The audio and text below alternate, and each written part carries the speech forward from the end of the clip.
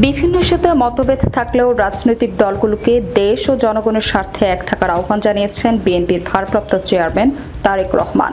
বুধবার রাজধানীর নয়াপল্টনে কেন্দ্রীয় কার্যালয়ের সামনে বিএনপির বিজয় র্যালির আগে আয়োজিত সংক্ষিপ্ত সমাবেশে তিনি এই আহ্বান জানান।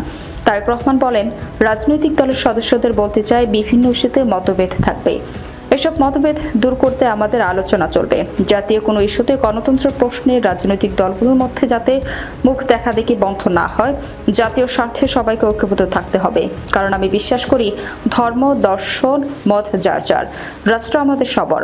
এ সময় দেশ ও জনগণের কল্যাণে কাজ করতে সবার সহযোগিতা ও সমর্থন চান তারেক রহমান। গণতন্ত্র ও আইনের শাসন প্রতিষ্ঠায় নাগরিকদের আরও সতর্ক ও সচেতন হওয়ার আহ্বান জানিয়ে তিনি বলেন, নাগরিকদের কাছে আহ্বান রাখছি, নিরাপদ বাংলাদেশ করতে সিদ্ধান্ত নেওয়ার সময় এসেছে। দেশবাসীর কাছে উত্তাত আহ্বান জানিয়ে বলতে চাই, ফ্যাসিবাদের সময় আমরা নিরাপদ ছিলাম না, আমাদের সন্তানরা নিরাপদ ছিল না, আমাদের ভোটের অধিকার কেড়ে নেওয়া হয়েছিল, পুরো বাংলাদেশকে বর্বর বন্দিশালা বানানো হয়েছিল, গণতন্ত্র এবং আইনের শাসন না থাকায় এমন হয়েছিল।